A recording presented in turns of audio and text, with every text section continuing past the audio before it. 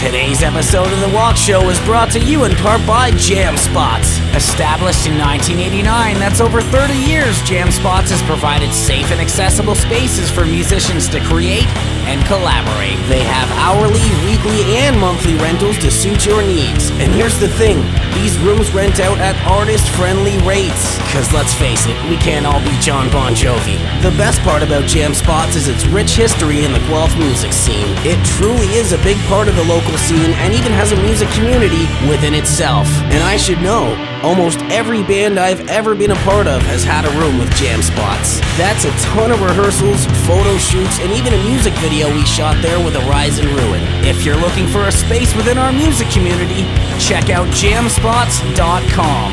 That's JAMSPOTS.com. Jam Spots. Make some noise!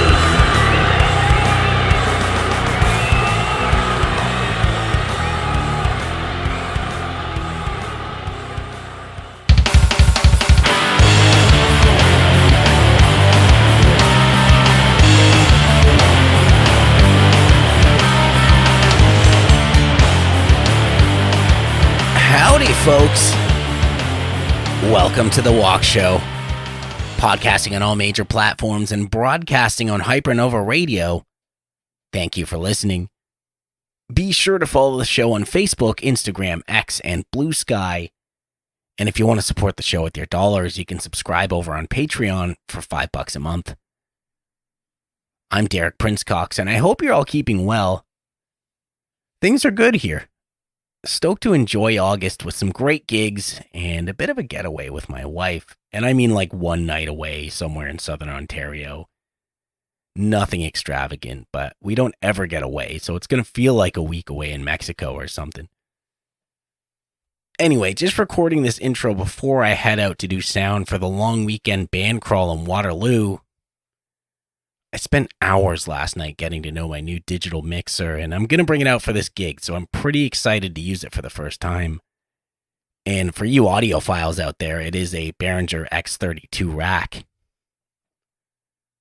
I reached out to you on the Walk Show socials to ask you who your favorite drummer is, and here's what you had to say. Now it's time to check that mail. I'm gonna check that mail good. Yeah, check that mail. A lot of answers today, so I'm just going to speed through them. From the Inside Studios says Mo Cristiano and Joe Seymour. John Scarlett says John Theodore's work on Deloused is ever top of mind. Jared Wallace's work on Children of the Moon by State Faults is up there too. Both are so key to contributing so much to the feel and aesthetics of incredible albums. Daryl Ailes says, my drum teacher Jim Perry, rest in peace. Music Man Drew says, my faves are The Rev, Avenged Sevenfold, and Gabe Helguera, from I Prevail. There are so many good ones to choose from, though. Spencer Gill says, 2 of Sleep Token. Ryan Forsyth says, Shannon Lucas, Louise Cole, and Ben Kohler, vibes and skill. Will Noseworthy says, easy, you, HK, Neil Peart, and Eric Imperoda. Thank you, bro. I appreciate it. Devin Lougheed says Max Treffler of Altered by Mom. Brent Munger says Matt Cameron and John Stainer. Gruesome Geddes says Xavier Ware from Bill Murray Band. I think I'm saying that right. Sorry if I'm not. Alex Johnston says, for me, I'd have to go with, in no particular order, Abe Cunningham, Deftones, Andy Smith, The Full Blast, Dan Carl after the Burial, and David Silveria when he was in his prime with Korn. Aaron Harrison says Gabe Serbian. Adam Uihei says, I mean, you and Steve Vargas are up there, Bubba. Thank you, bro. And Steve is a beast. Jonathan Sohn says, my favorite drummer is Pilsko. Tim Busa says, you. Thanks, bro. And I think we need to do a 5 years reunion, but hey, that's just me. Steve Snow says Mike Portnoy. Ryan Turner says too many genres and styles to choose from, impossible question. Jordan Taylor says Andals Herrick from Chimera and Alex Grind from Despised Icon. First time I saw Icon, you guys opened for them in Job for a Cowboy, one of the best shows ever. That was a damn good show, dude. Matt Herman says, a few of my favorites include Danny Carey, Thomas Hack, Matt Garstka, Steve Vargas, John Theodore, Martin Lopez, and lately I've been really fascinated by Eric Improda from Night Versus. Kevin Seeley says, my favorite drummer is Derek Prince-Cox, and John McGonigal weighs in saying this, but you're tied with Martin Thorsmats and Mark Petitpierre. Thanks, buddies. You're too kind. Steve Herman says, Christian Vander of Magma. Rick Hall says, deceased, John Bonham. Living, Mike Portnoy. Local, whom I've worked with, Nathan Bulla and Nathaniel Reynolds Welsh. Jeff Fassey says, Glenn Milcom? I feel like I'm saying that right, but sorry if I'm not. Currently with Ian Blurton's Future Now and 30 Years of Blue Rodeo. Mark Ippersill says, short list, Neil Peart, Vinnie Paul, Dave Lombardo, Lars Bonham, Tim Alexander, Mario Duplantier, Mike Borden, Mike Portnoy, and Bill Ward. Sean Pearson says, VOE, Vinny over everyone. And I'm assuming Sean's talking about Vinnie Paul. Scott Tucker says, DPC. Well, thank you, sir. Jeff Phillips says, my answer is always Ken Schalk. And then the Ken Schalk enters the chat and says, still Dave Weckl. Wow. As for me, I have a ton, including Marco Miniman, Tim Alexander, Jimmy Chamberlain, and the man who chimed in at the end here, Ken Schalk of Candiria. Pretty amazing he dropped a comment, actually. Maybe it's time to go fishing and see if he'll come on for an episode. As always, thank you so much for your participation. If you aren't writing in and you want to get in on the action, when you see a listener question pop up on the Walk Show socials, leave your answer in the comments or email them to thewalkshow@gmail.com. On that note, let's do today's Double Feature Preacher. The Double Feature Preacher is brought to you by Planet Bean Coffee. Woo, that is a tasty f***ing brew. And by The Walk Show.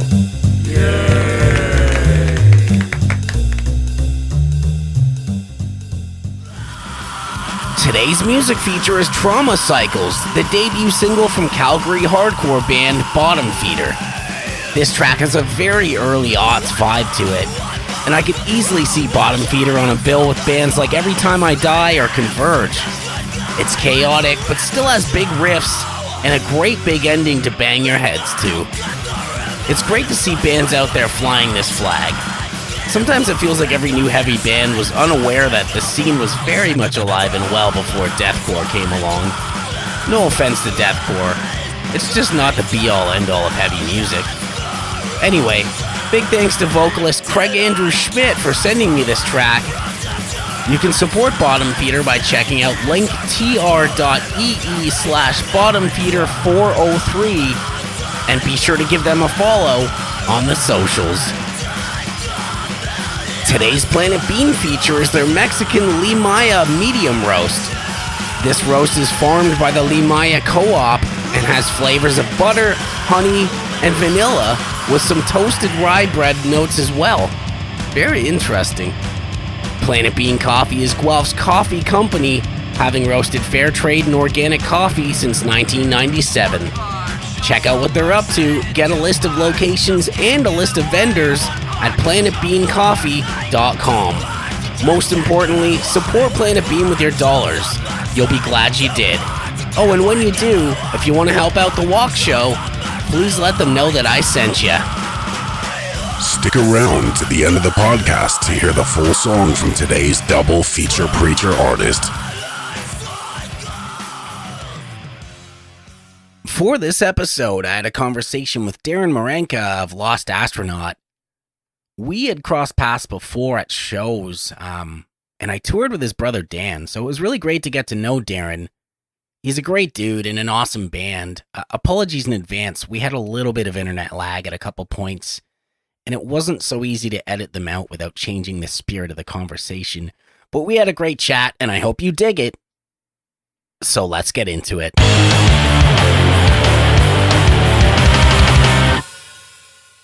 And we are rolling here today with Darren Marranca of Lost Astronaut.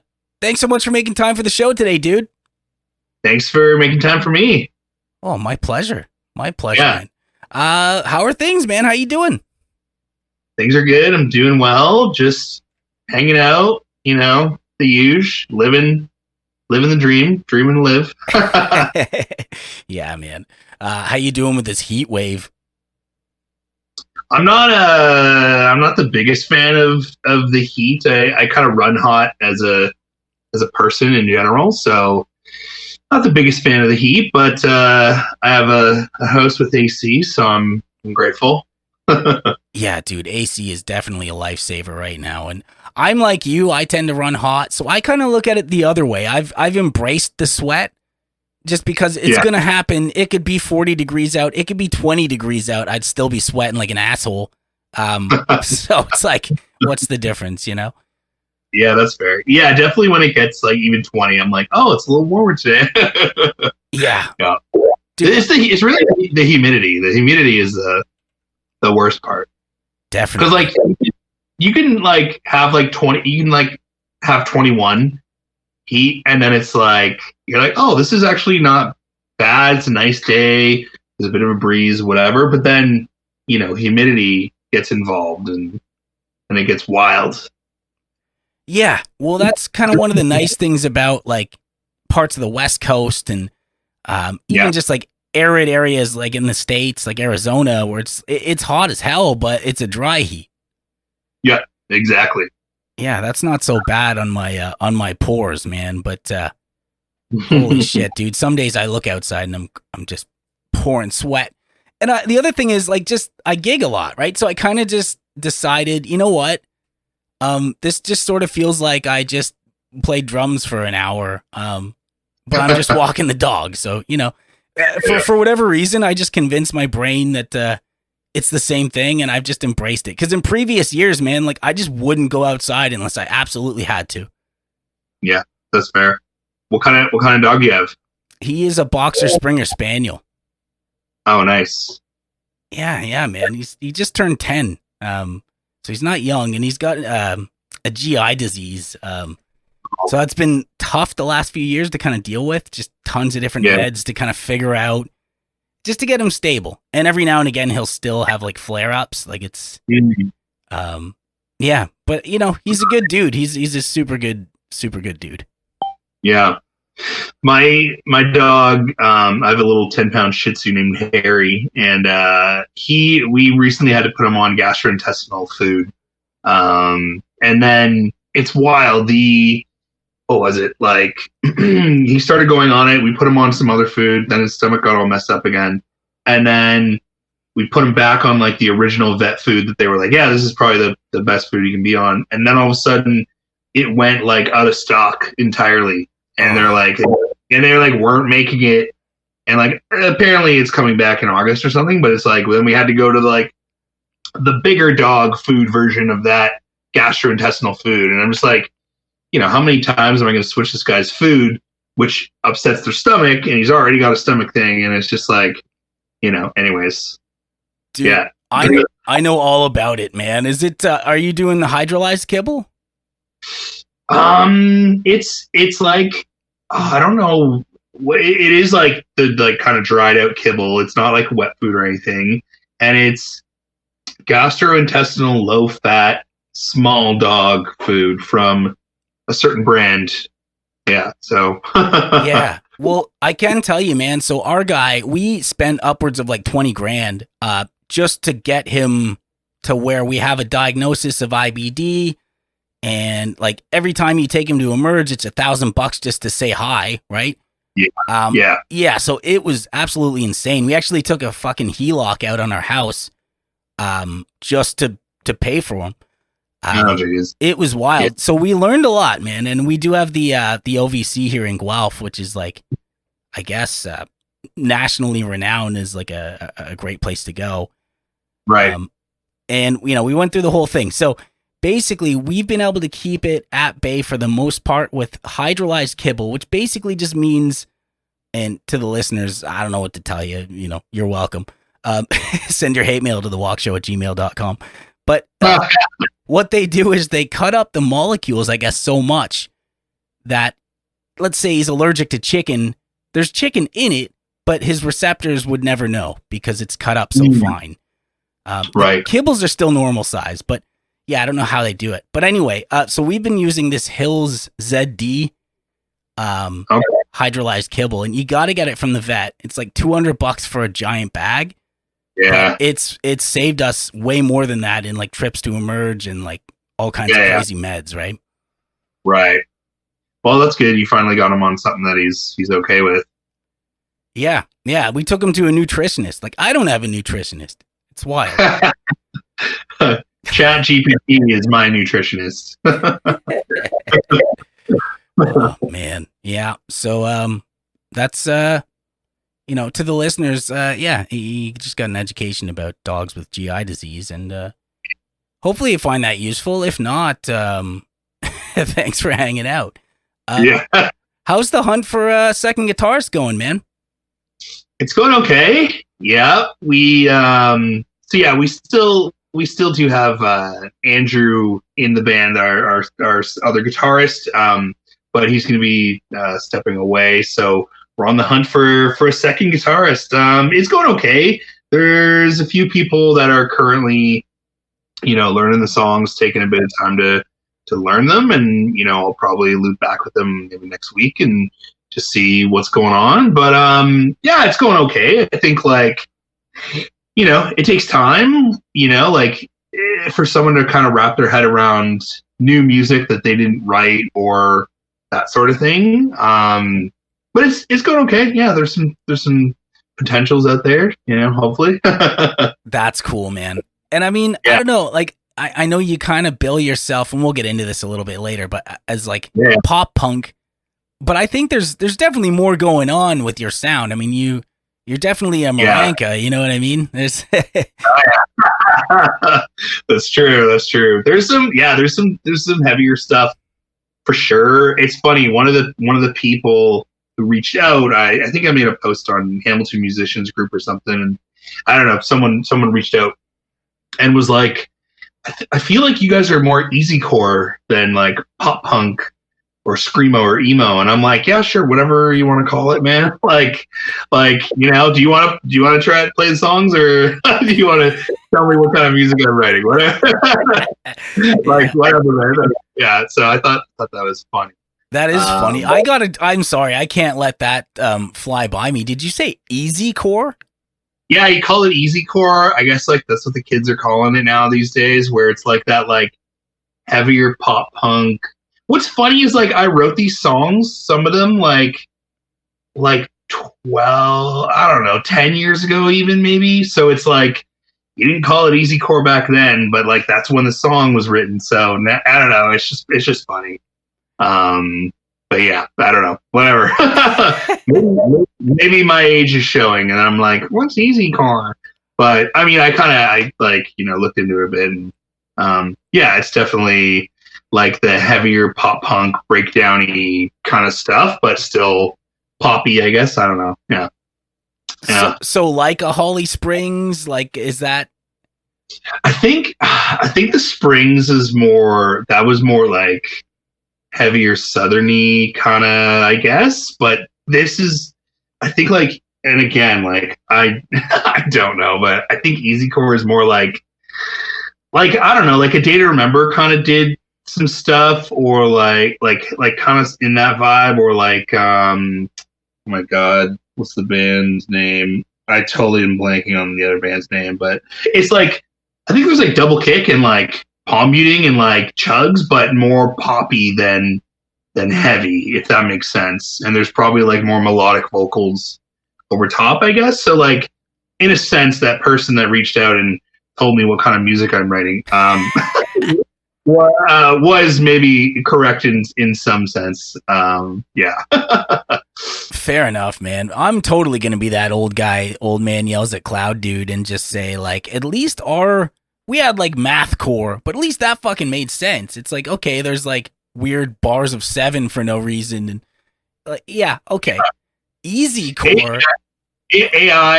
AI tells me AI overview in Google. Easycore is a subgenre of punk rock that blends pop punk and hardcore punk, characterized by its upbeat melodic sound, catchy choruses, and breakdowns. So I think it's like bands have been doing this for a long time, but they just maybe more recently started calling it easycore. I don't know. Well, you know what? I'm gonna stay on my old man yells at cloud mode here and just say AI's only as smart as the dummies that program it. So there you go. Yeah, I don't know. There's like a YouTube video too that's like in 2018, what killed easycore? So I guess I don't know. But yeah, like a day to remember, 4 Years Strong, like that kind of vibe. But I would say like that's like a flavor of like what I kind of have written and played, and we write and play, but certainly not all of it, I guess. Yeah. Huh. Yeah, you know what? Like, I'm calling it now. In like 2 months, I'm going to be doing an episode with somebody younger than me and just be like, oh, yeah, easycore. Yeah. Yeah. Once you plant the seed, man. I remember when people started saying sick, and I thought it was so stupid That's funny. that I say it now unironically because I started making fun of it like decades ago, I want to say. I mean, that's sick that you do that. It's super sick, dude. That's funny. It's wild. So what kind of guitar player are you looking for specifically? I mean, anything like I'm just trying to kind of see if maybe we can fish for the perfect one that might be listening right now. We could fish. I like fishing. I like ice fishing actually. But that's a whole other podcast. Yeah, I think like we're looking for somebody who could definitely, play some riffs, play some chugs, play melodically, is super tight. Someone that like is versatile in the sense of like, they maybe have a clean channel and a mid, and then like, they're kind of like chunkier, heavier, distorted kind of channel or whatever. Like I personally play Mesa Dual Rectifier, so I have like the clean, I have the mid channel that gets that like kind of a little like the lo-fi kind of sound when I want things to be a little more chill or whatever, and then I have like my main distortion drive on the Mesa, and that's kind of like the sound that I would say we have and we're looking for. Yeah, I mean, like I think like the simpler kind of pedals is I literally use like a tremolo, like a DD6, and then like a reverb, like an echo or reverb that pairs with like the DD6, the digital delay, and that's kind of like that's it. And like you could create a lot of tone, a lot of sounds with just those, and then so yeah, sometimes when you have like too many pedals, you're just like, oh my god, what are we doing here? But I mean, that's also personal preference. If you know how to use them all correctly at certain times, then within the songs, that's great. But yeah, I mean, yeah, looking for someone who's tight, someone like if they can maybe scream or do backing vocals, that's great. I can sing like pretty high, so when I'm doing the main vocal, I'm looking for someone who could sing like even higher potentially. Doing those nice tight harmonies, but also low harmonies. Those work too. Whatever works. Yeah, I think that's kind of it. I would say maybe. Yeah. Cool. So someone who's a nice person. Who's a night person, eh? Nice person. Nice person. I thought you said night person. Sorry, there's a little bit of lag going on here. Apologies. Oh, right. Yeah, so it's definitely, somebody, you want amps and cabs. Like if somebody rolled up with like a Helix or something, that wouldn't really, that wouldn't do it for you. I mean, I don't know. I think like, we have heads for sure. And I think it's like, if you have a 212, like great. If you have a 412 orange or 212 orange or something, like that's great. But also, not opposed to, that's like just my preference, but it's also like, whatever they play. If for me, it doesn't matter as much like what you play, as long as it can sound good in the end and you get a good mix with another guitar player and a bass player and all that sort of thing. So yeah, I mean, like you pull up with a Fender Deluxe combo, like with 210s, and if you can make that work, then great. And yeah, I get it. It's definitely one of those things where maybe a combo wouldn't do it, but I'm always kind of blown away with a lot of these floorboards, man. Like I was definitely like, I'm looking at my 5150 right now, and I have the orange cab and the metalcore setup, right? But I just bought a Helix because like they're so good now, and so many guitar players I play with are using them, and it's blowing my mind. As somebody who was staunchly opposed to like pedal boards, I'm definitely on board now. No pun intended. Yeah.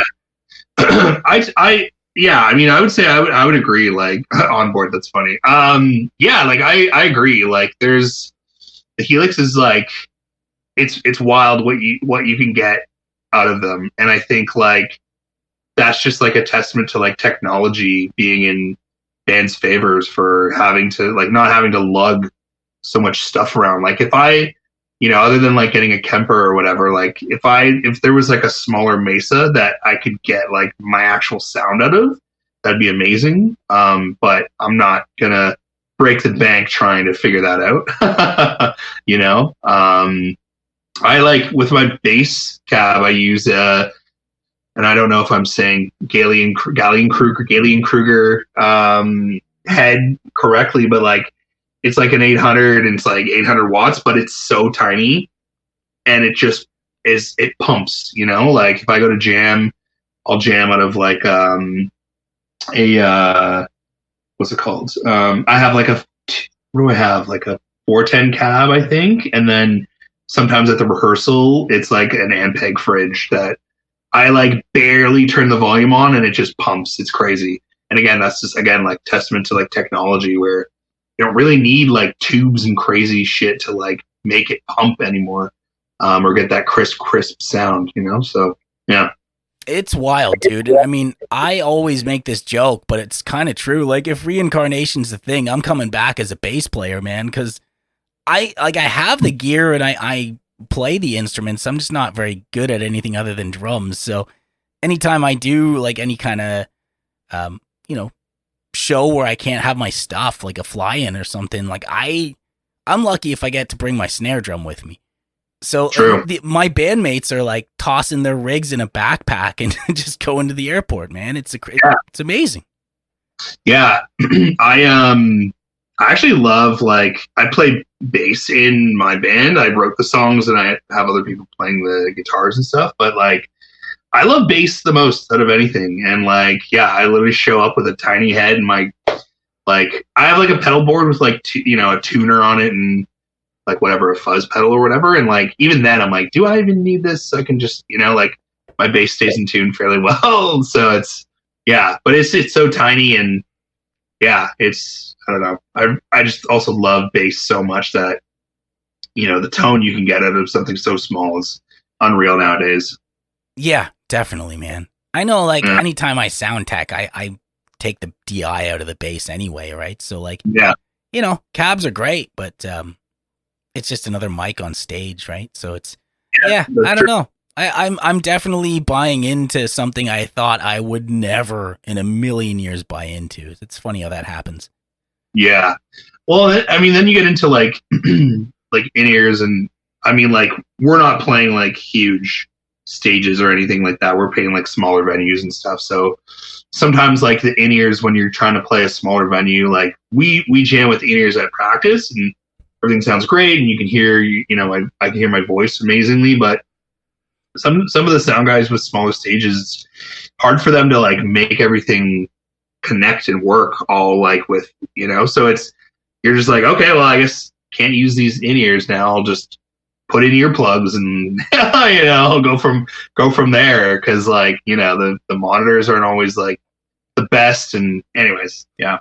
I get that for sure, man. And what a lot of bands are doing these days is they're doing the digital mixer and they're splitting all the lines and then handing the sound tech tails, which I don't know. At first I hated it. I had to do one show where like I think 3 of the 4 bands did it. And when you got to repatch your entire stage between bands, it's like, kind of a pain in the dick, but at the same time, you didn't have to worry about monitors because they took care of their own. And also, I think I'm sort of the dying breed, just the old man yelling at the cloud, because it's just kind of what bands are doing these days. And it's like the general consensus is like, if you're a sound tech and you don't like it, well, get out of the business, I guess. So, if you went that route, at least you'd be able to hear your stuff. Yeah. I think it depends. Like you were saying, like if a band, goes and does that and other bands got to do it and the sound guy might not be prepared for it, then it takes longer and it's more effort than it should be. But yeah, I don't know. I think it's just pros and cons to each of it, to all of it, Yeah, that's exactly right, man. Like everything is a trade-off. There's no real like good way or bad way. It's just what you're comfortable with, right? Whatever you need to kind of put out the best set you can put out, right? Yeah. Yeah. Totally. And you guys are located in Toronto, right? Hamilton, actually. We're based out of Hamilton. Oh. Yeah. Awesome. Is it maybe it says Toronto somewhere by accident. I used to live in Toronto, so it's very, very possible. But yeah, we're based out of Hamilton. I mean, like our drummer lives in Guelph, our guitar player lives in Dundas, and I'm in Hamilton. So therefore I just say we're based out of Hamilton. But yeah, we jam in Hamilton and, hang out in Hamilton and all that stuff. So cool. Yeah, that's awesome, man. What's the Hamilton music scene like these days? I haven't played there in ages. It used to be one of the best scenes in Canada, really. Yeah, I mean, I would say it's still pretty good. Like, I don't go to nearly as many shows as I used to, but like it's funny, like some venues close down and then new ones open up and then old ones open up, and like I think the Underground just opened up again, which like was not a venue for the longest time. I know Casbah like closed down. I think like Doors is still doing shows for sure. There's a newer venue. Again, I don't know if it's newer, but I haven't been in the scene for a while. And then with this band, I started again. So it's called Vertigogo in Hamilton that like bands play at. And then there's like Absinthe now, like new Absinthe in Hess. They kind of like opened up again, different location. But yeah, I don't know. Like it's funny. Like we definitely need to play more shows and get out there more. But I think it's like, still bumping. Like scene's still pretty good, I would say. Yeah, that's cool. And which is the one that Blake Prince is running, or it seems like he's running anyway. Yeah, Absinthe. Yeah, that's in. Yes, yeah. Yeah, we played there a couple months ago, I guess. Yeah, it was interesting. It was cool. Like the stage is kind of like the floor. There might be a little riser for drums, but maybe not. I can't remember actually. But yeah, it was like nice and cozy, and if you definitely like packed it, it'd be pretty like epic. Yeah, it's cool. Was that the EP release party? No, we played at Corktown for the EP release in January. Yeah, so Corktown has 2 levels. There's the upstairs and then like the main floor, and we played the main floor, which was great. Corktown's a great venue. Yeah, it was good. We played with Dave New World, Set to Go, and then the Mendozas for the EP release show. Yeah, well, I was going to mention, you did the EP release party with the Mendozas. Jonathan Sohn is a friend of mine, and that band is absolutely amazing, and they're so fucking good live. I'm just wondering how you hooked up with them.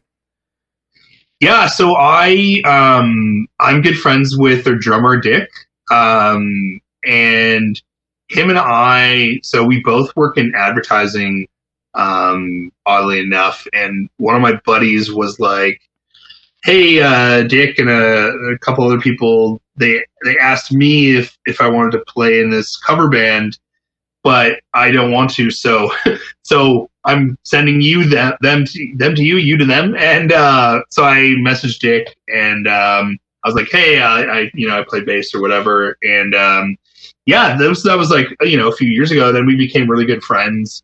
And then when I moved out of Toronto and that cover band didn't really kind of do too much, he somehow hooked up with the Mendozas because they were looking for a new drummer.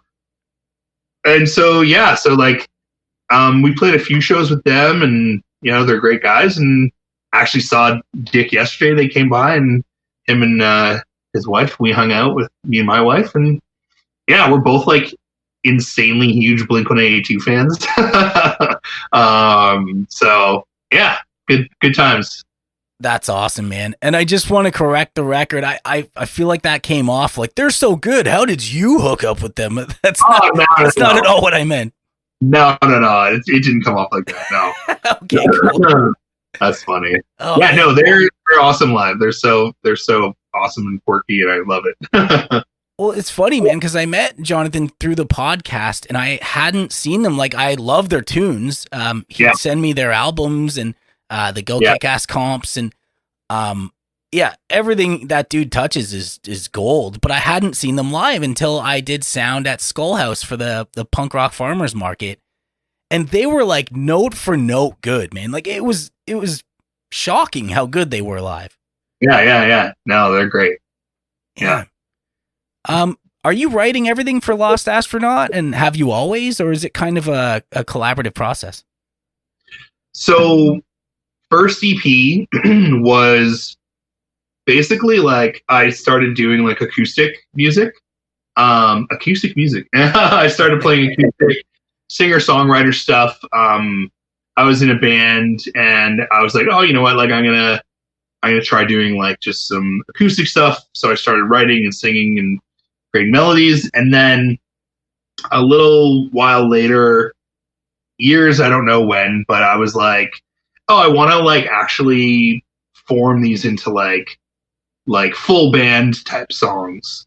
So I worked with Derek Hoffman, who's a producer out of Toronto, and we recorded everything like full band. And then for this, so that was the first EP.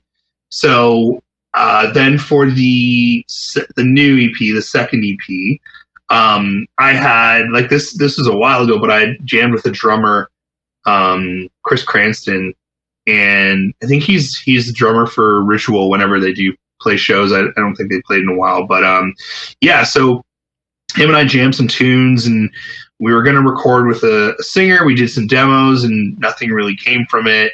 And then years later, I kind of picked those songs back up, and I was like, oh, you know what? Like, I want to re-record these.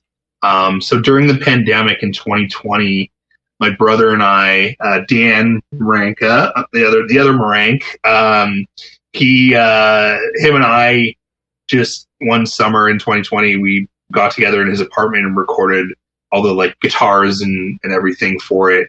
And, you know, he did the drums and all that sort of thing, based off what Chris had done. And then I kind of sat on it for a bit, and throughout that process, I was like, oh, you know, like I had initially written the second EP as like, oh, I want to get another singer to sing and play these. And then eventually I was like, you know what, I'll just sing on them and I'll put it out as like Lost Astronaut, like second EP. But the problem is like I had written a lot of guitar parts that like, for me, I could play guitar, but I couldn't sing and play guitar because they were just really difficult to sing and play guitar. So that's kind of why I play bass, and then like the other, I need guitar players to play some of the heavier, more intricate kind of stuff. But yeah, to the long way around it is, yes, I wrote everything. And we are working on like a third kind of EP, even though this one just came out. That's like still from songs I had written and I have written. But it is a little more collaborative, where some of the second guitar parts or certain parts themselves, our drummer and Dave, our guitar player, our drummer Mike and Dave, guitar player, they have more input and more involvement and that sort of thing. So it's definitely more collaborative, a process now. But before, it was just me working with like my brother or Derek Hoffman, writing and having the songs come to life through that. That's cool. Is there a lot of these projects that kind of start off that way and end up more collaborative? I get my backup because I wrote a bunch of songs in a band called Wakeless, and sometimes, people take your stuff and, it doesn't end up the way you heard it in your head. And I would say probably in every case it was better, but at the time I didn't really think so, right? Because you get demo-itis. You're married to your idea. For sure. Has it been hard to kind of give up the reins a little bit? And do the guys kind of respect the main ethos of your sound? I think they do. I think they do respect the main ethos of my sound. And I think, coming at it from Dave, our guitar player, where when I write the songs, sometimes I'll have two guitar parts written and sometimes I won't. Sometimes it's more just, here's the chords, here's the vibe. He's really good about like taking that and being like, cool, that's what you've written. I'm going to write a couple different parts to this part or this part, and you tell me what you're digging or what you're not, or I'll be like, hey, actually, let's try this thing really quickly. I just had this thought, and so it's really good, and in that sense, we work really well together. And then with our drummer, who's actually like a producer and engineer, he basically has like a studio himself.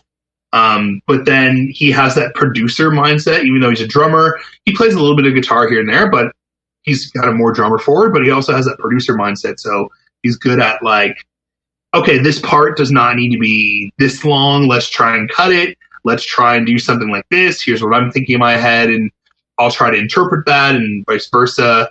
So I think like it's a testament to like, being more collaborative and just being older and not being so precious in your, and like being open to it, where it's like, I did the first two EPs essentially myself, minus the people that I, that produced them and recorded them with.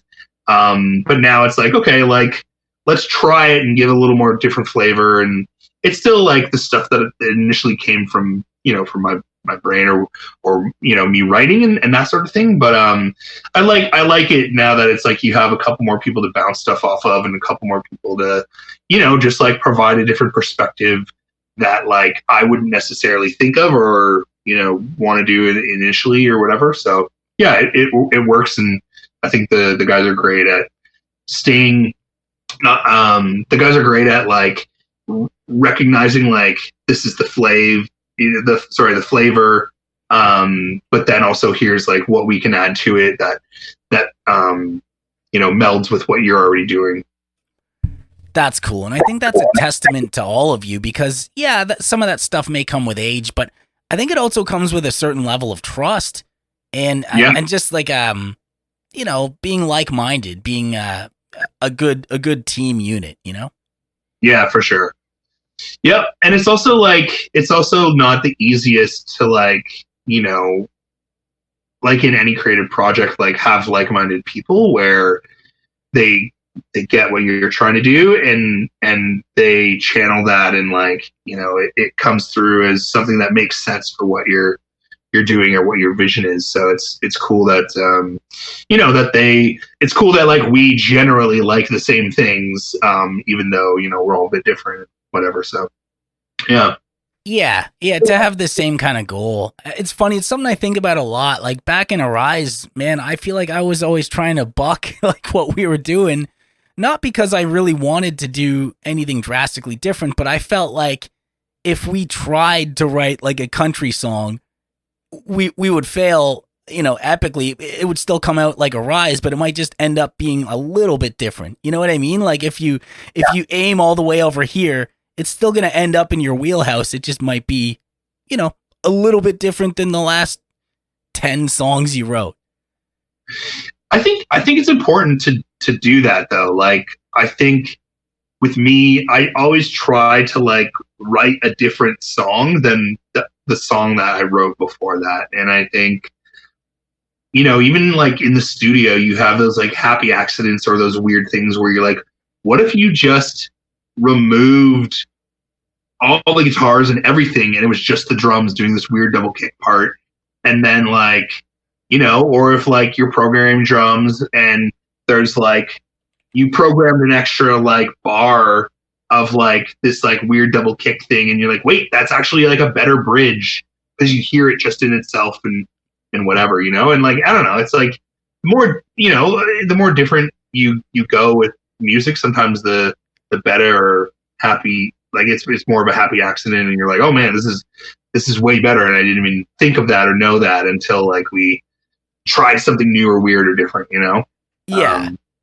Yeah, exactly. And it's about finding that threshold. Like I feel like I got exactly what I deserved on the second Arise album, because I remember telling Ben, he did like a majority of the writing, and I was like, why don't we try something with a D beat? Like we were listening to a lot of Dysphere at the time. It's like, okay, cool. Yeah. And then he proceeded to write like an entire fucking album with D beats. I'm like, no, dude, that's not what I meant. That's funny. Yeah, man. What I probably should do at this point is take the quick commercial break, show some love to the sponsors, but Darren and I will be right back right after this. Today's episode of The Walk Show is brought to you in part by Rock Sparrow. Rock Sparrow brings artists and brands to life through quality merchandise. They help entrepreneurs, artists, and brands with online merch solutions, taking the guesswork out of merchandising your brand by managing your every need, and all with real people. Speaking of real people, I've known the creators of Rock Sparrow for years, and I can tell you firsthand, these people genuinely care about what they do for their clients and their community. There's even a store there set up for The Walk Show. Check out what they're up to at rocksparrow.ca. If you want to join up like I did, send them an email at info@rocksparrow.ca. And if you want to check out my Rock Sparrow merch, it's at The Walk Show. That's WOK.rocksparrow.ca. Again, that's thewalkshow.rocksparrow.ca. In any case, if you want to help out The Walk Show, please let them know that I sent you.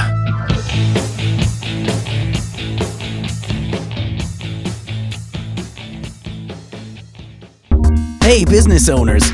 Wouldn't it be cool if I was taking this time to talk about your product or service? I've enjoyed building relationships with some very cool companies since I started this thing, and I am looking to expand the Walk Show family. I work with some great sponsors, and I've sponsored events through the podcast, so I do understand how valuable time and resources can be. If you have any interest or questions about working with the show, hit me up at thewalkshow@gmail.com. Again, that's thewalkshow, WOK, @gmail.com. I hope you're enjoying the podcast. Thank you so much for listening. Now let's get back to the show.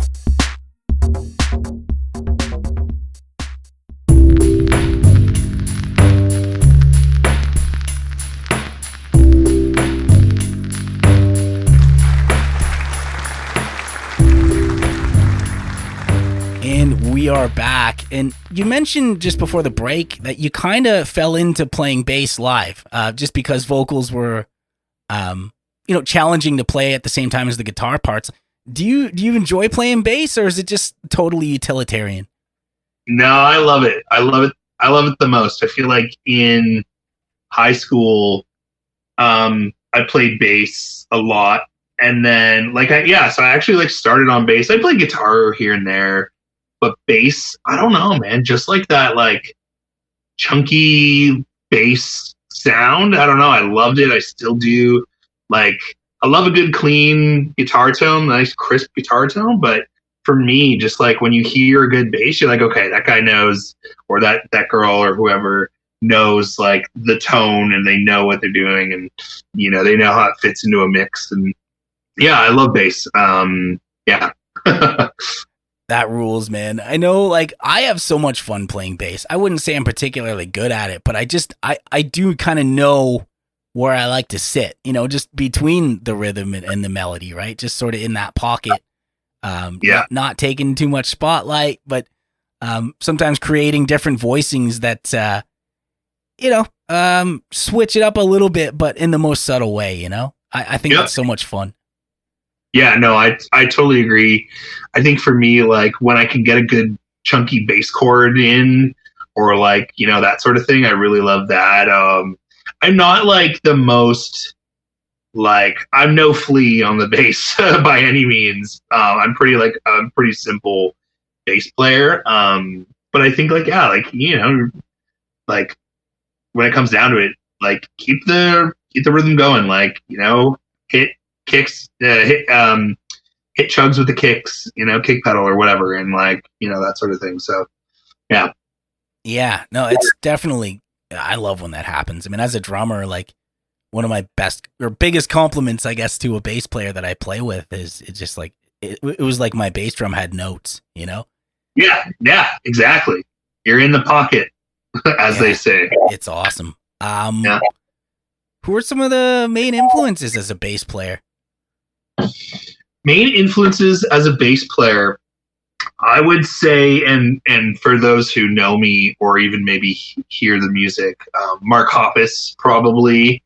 I actually have like my two main basses I play are Mark Hoppus basses, from like 2004. I think the models are like when he first started releasing his like, what's it called? His signature models.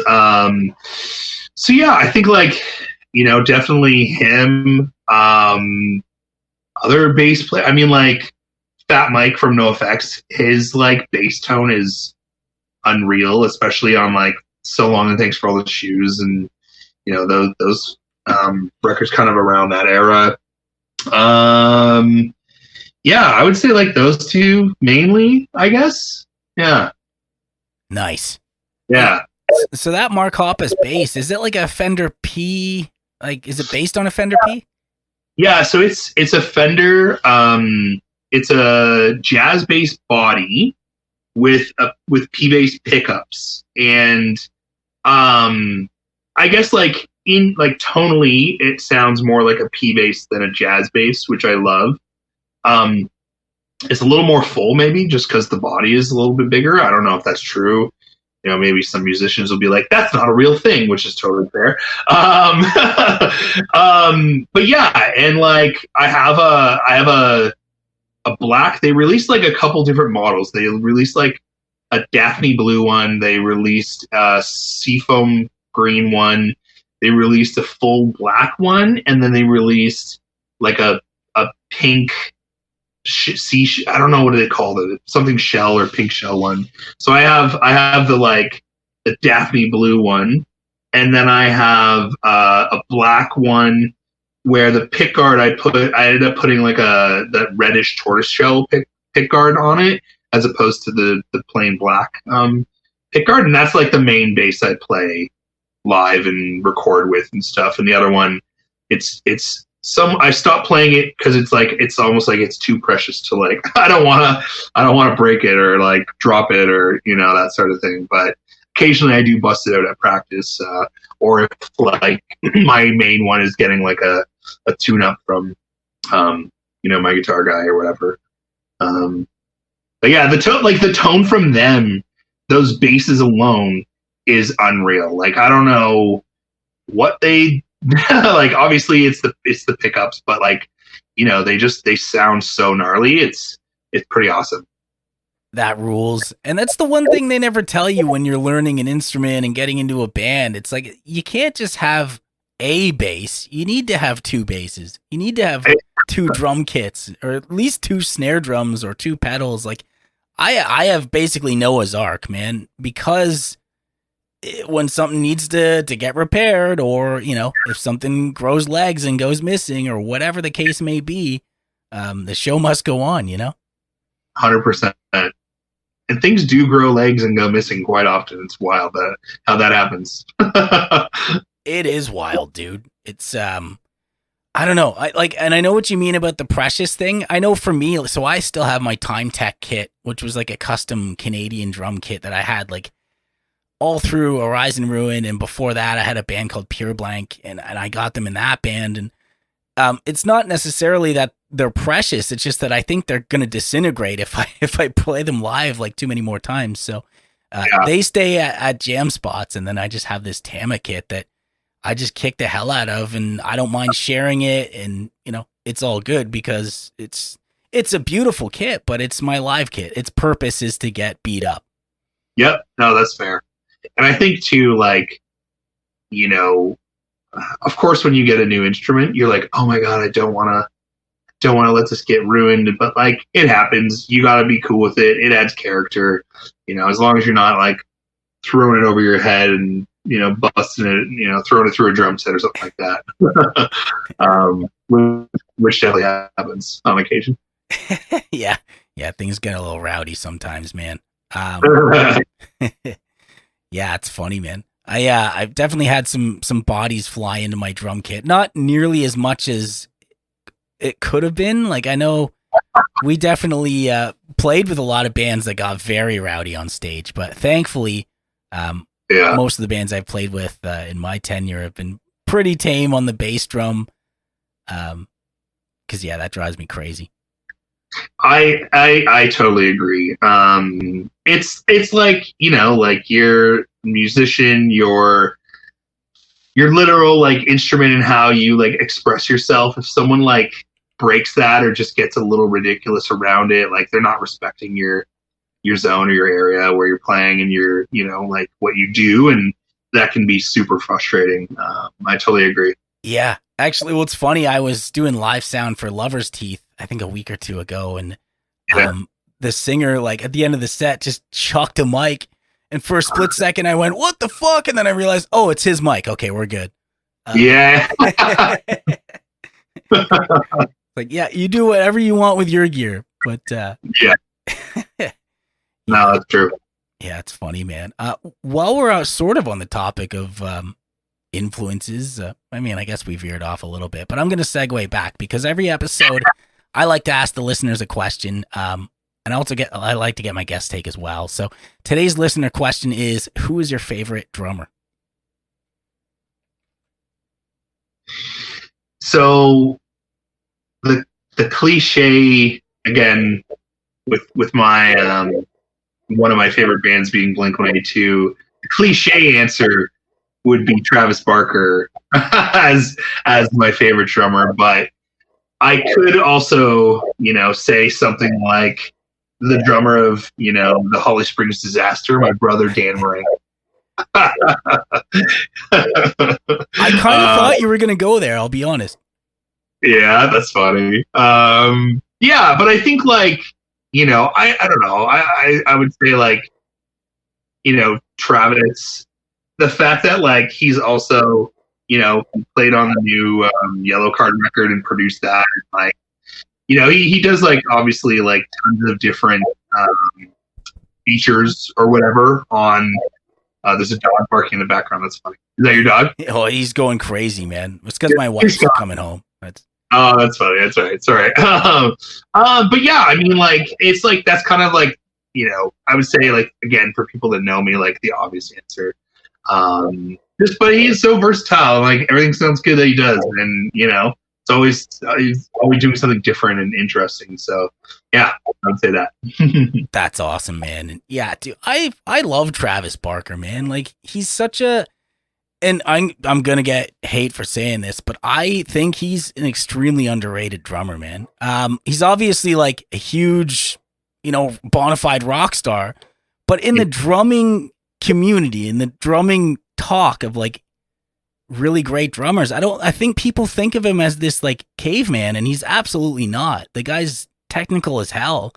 And I know this because I saw him in 1998 with the Aquabats, and they opened for Blink-182 before he was in the band.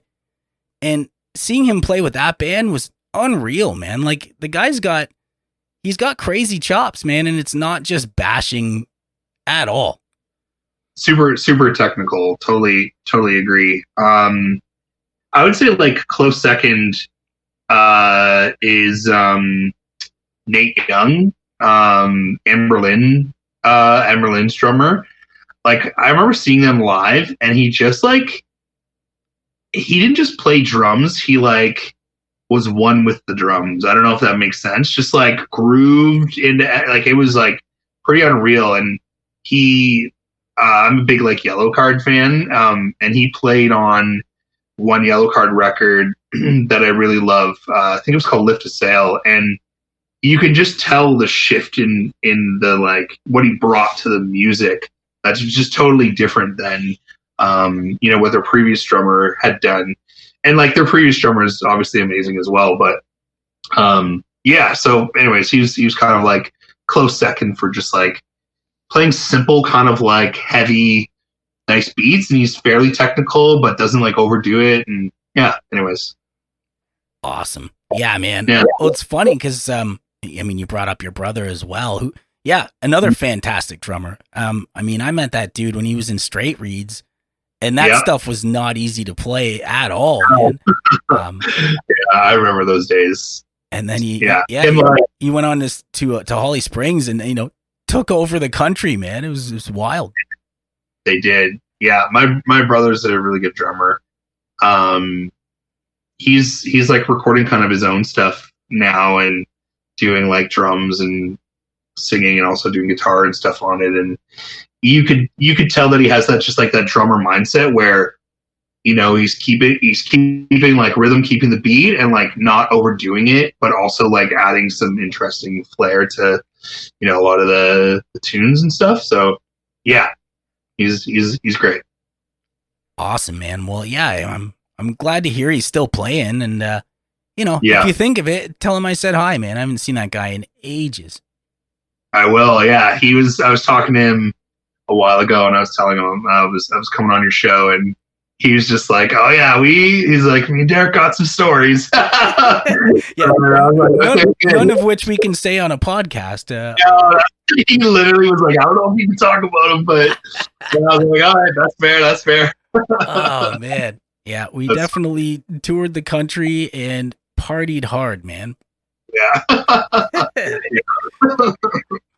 So, what are the goals for Lost Astronaut? Are you guys looking to tour a bunch? Are you looking to play internationally? Are you happy just playing locally? Like, what's on the docket, man?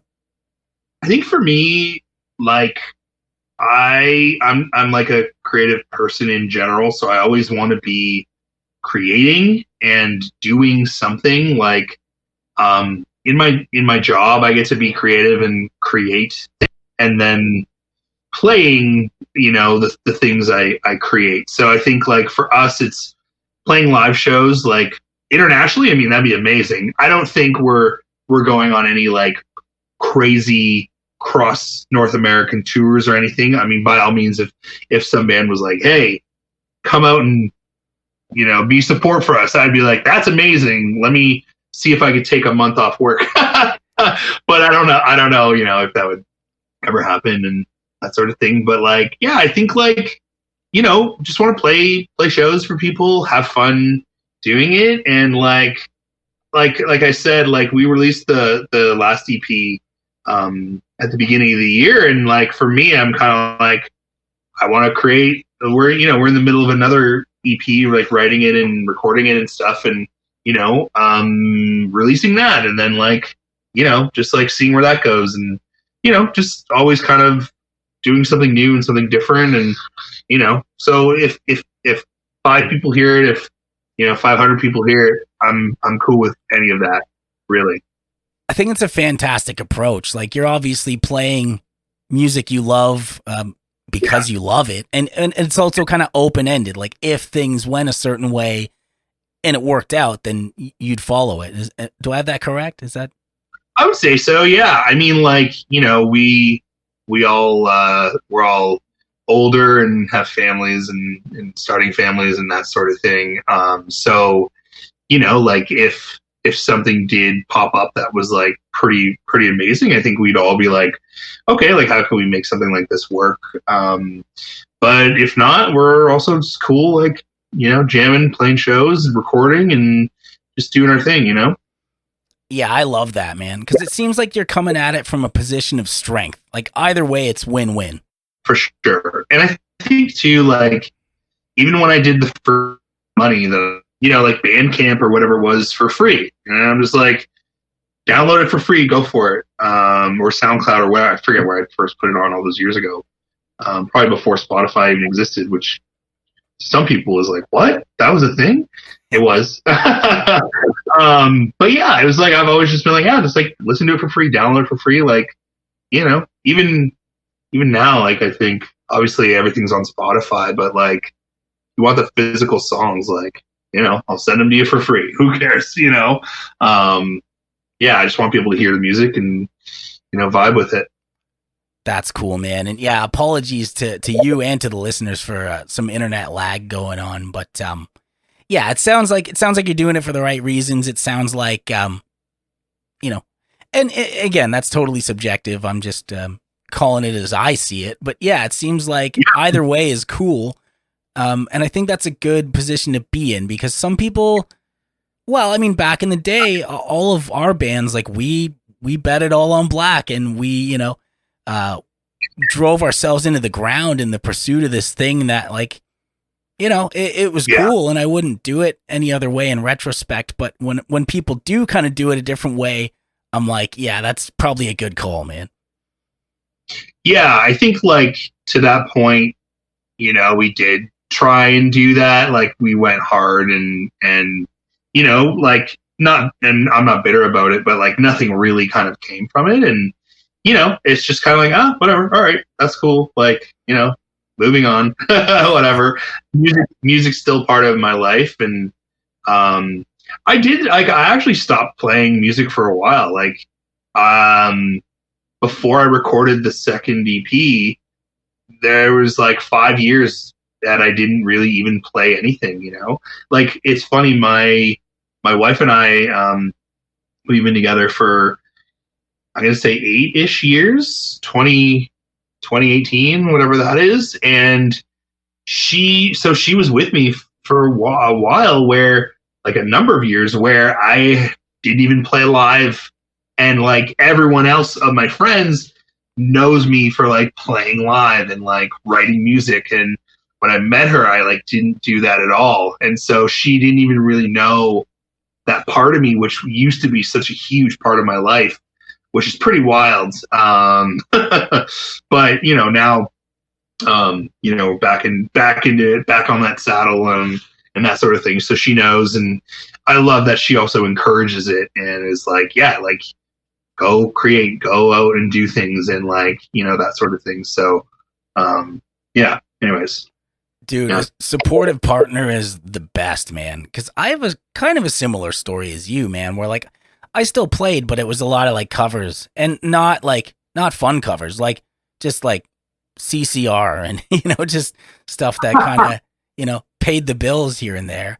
And then I had the cushy office job, and it actually was a Hamilton band. Well, it was 5 years that really got me back in the saddle. And I just remember being like, it was such a culture shock. It just, like, this feels like my former life, but at the same time, like, that's who I was, really. The office job really kind of got into my head, and just made me just somebody that I wasn't. So it was very cool to get back in the saddle. And my partner, like my wife, had been with me through all that, and actually she knew me, back in my touring days. So she kind of got a good view of all sides of it, but she's super supportive. So nice. That's great. Yeah, man. A good partner makes the world go round, for sure. Is there anybody you want to take this opportunity to give a shout out to? Ooh, shout out to, speaking of amazing partners, shout out to my wife, Maggie. She's amazing. Shout out to the other Marranca, my brother. Shout out to my bandmates, Mike and Dave, and Andrew as well, who at some point might be leaving the band because we're looking for new guitarists, but I still love him. Shout out to my dog Harry. That's pretty much it. Awesome. And how can people check out what you're doing online? Yeah, so we have our songs on Spotify. So Lost Astronaut. I think there's a bunch of Lost Astronauts on Spotify, to be completely honest, but mine was first, obviously. So just look for Lost Astronaut. You'll see our little astronaut dude in the logo. That's how you know it's us. You can find us on Instagram, Lost Astronaut Rocks. We also have YouTube. You can check out the Space Babe lyric video on YouTube. We have Facebook. We're not on Facebook too much. There's a Bandcamp as well. But yeah, that's really, I don't know, all the socials. I'm sure we should be on more and doing more. Like, I myself have a TikTok, but like the band doesn't have a TikTok. But that's something I've thought of, like maybe, just getting more content out there that's like super raw and rough and that sort of thing. But yeah, that's pretty much all the socials. Yeah. Awesome. And to the listeners, just if you follow the Walk Show socials, I'll link Lost Astronaut to a bunch of stuff. So keep your eyes peeled. And definitely give them a follow. They're an excellent band. The last thing I do is spin 2 tunes. First up is Lost Astronaut with Night Demon, followed by today's double feature Preacher Artist Bottom Feeder with Trauma Cycles. Dude, it's been so much fun catching up, man. Thank you so much for your time. Thank you, Derek. This was so awesome. Hell yeah. And we'll have to do it again sometime, man. And maybe we'll do one with you and your brother, maybe. Oh, that'd be amazing. Yeah. Yeah. Honestly, yeah, he has like, he'll have new music at some point that he wants to put out. So, definitely be a something to do for sure. That rules, man. Well, again, thank you so much for your time. To the listeners, thank you so much for your time. Catch you next time.